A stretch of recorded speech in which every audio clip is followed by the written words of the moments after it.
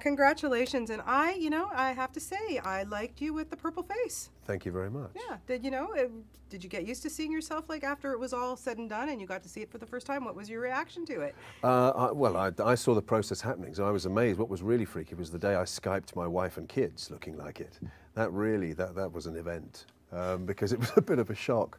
And then every day I used to Skype her just to go, "Hi, it's your alien husband here," and it really freaked her out, I have to say. Well, how old are your kids? Because I could just imagine, what was their reaction to They're that? 6 and 3.5, but they're used to the idea now that Dad does strange stuff. Yeah, so that's okay. Yeah, it's like, yeah, whatever, Dad. We're going off to watch TV now. Exactly. Yeah. So this time he's red with pointy ears and exactly. stuff. Whatever. Now, how Green Lantern savvy were you before going into all of this? Well, not very, because in England we didn't really have. I mean, you could get hold of DC and Marvel comics, but they weren't part of the culture like they are in the States. We had different kinds of comics, strange British comics called Beano and Whizzer and Chips, and they were very kind of child-friendly rather than kind of adventure-tastic like say Green Lantern or Superman or Batman. So not really where at all, to be honest. And then, did you get into it Well, really yeah. fast? Well, they say, education is wasted on the young. As a grown-up getting into it, I found it totally riveting. Jeff Johns at DC and Adam Schlagman sent me some books, and I worked my way through them. And, it's a rich heritage of source material, and I kind of weirdly got addicted, yeah. Yeah, and what is it about Green Lantern? Why do you think, I mean, it's the oldest comic around. It's so popular. I mean, you're going into this with billions of fans just like chomping to wait to see this. What's that like for you as an actor to take something on like that and have that kind of pressure behind you?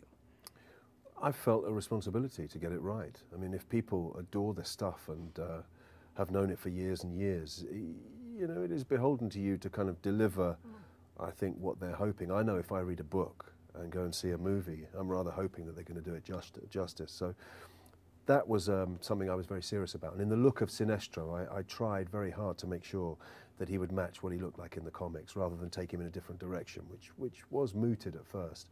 So, yeah, a responsibility really to the fans. Yeah, and with Sinestro, you're playing something.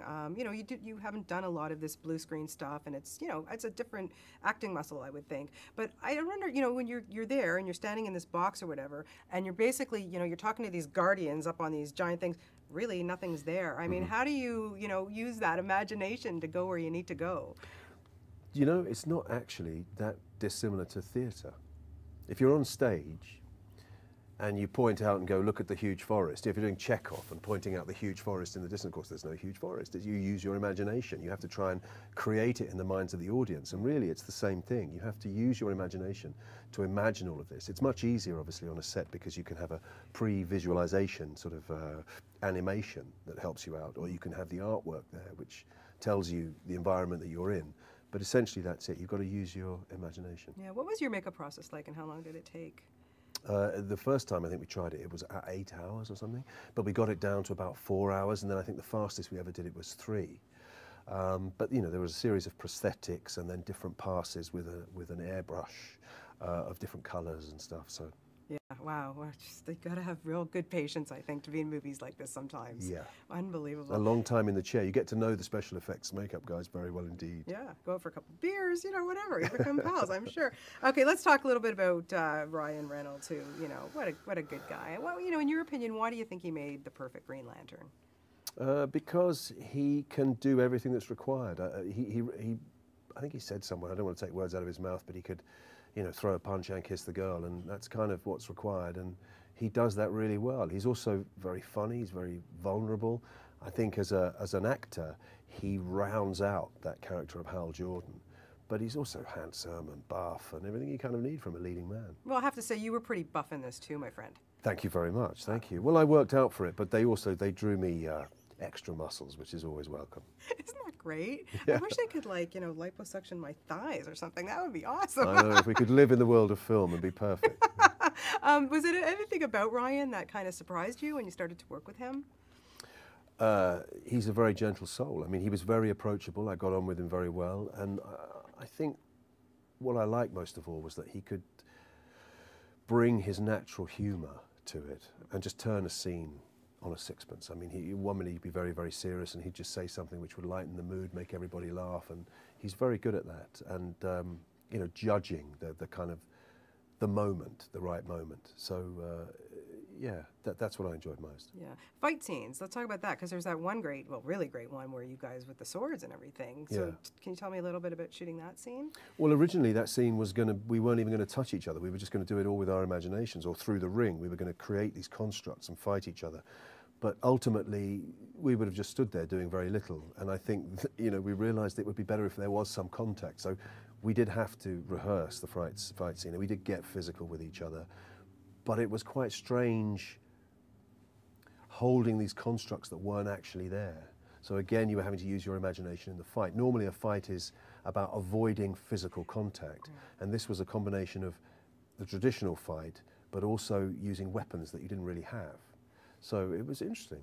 Yeah, it must have been. And for you too, the flying scenes. Now, Yeah. what was that like the first time you did? Like, do you have to get up in that matrix rig? Can you tell me a little bit about that? Yeah, well, I turned up early in order to learn how to do that. In the old days, if you flew, somebody would literally be pulling on a rope, and you'd hope that they'd land you in the right way. These days, it's all computer. It's done by computer. So once you find your stop point, you can actually have the confidence that you know the minute you land, the computer will stop, the wires will stop, so you hit the deck, and you can look like you're proficient at, you know, taking off and landing, much more than you used to be able to in the old days. Yeah. And also flying itself, there was a rig that had 6 different points that you were attached to, that you were vertical, and they could then move you any which way they wanted, which, depending on how you moved the camera, meant you could look like you were flying. Yeah, you have a couple things coming out, but what I want to ask you is Tinker Tailor Soldier Spy, which we're going to see in the fall. Wow, Yeah. what was it like shooting that? Working with Gary Oldman, and you know, must have been Very exciting. I mean, obviously very different to this kind of film, and that's the wonderful thing that, you know, as an actor, I like to be able to try and mix things up. Yeah, Gary Oldman, Colin Firth, Tom Hardy, you know, a great cast. And Thomas Alfredson directing it, who did Let the Right One In. He's a very, very talented Swedish director, so I'd be very interested to see how it turns out. Yeah, and we're finally soon going to see John Carter Mars. Now, come Yeah, on, like yeah. that one I've been waiting for forever. It seems Yeah. like it was done so long Well, ago. that's not out, I think, till next March. Yeah. But that's going to be a very interesting take. It's not a comic book adaptation. It's obviously Edgar Rice Burroughs' novels at the turn of the century, so it's a different kind of feel about it. It's more about how the Victorians view space rather than how we view space. So it's a slightly different gig. Well, lots to look forward from you. We look forward, and this, you did such a good job. And you know, I think, knock wood, we're going to see lots more of Sinestro, the evil side. Well, let's hope so. Congratulations, Mark. Great Thank talking you. to you. Thank you. Thank you. Thank you. Thanks Great a talking lot. to you. Yeah, All hopefully right. we'll see you in Toronto. Yeah. All right.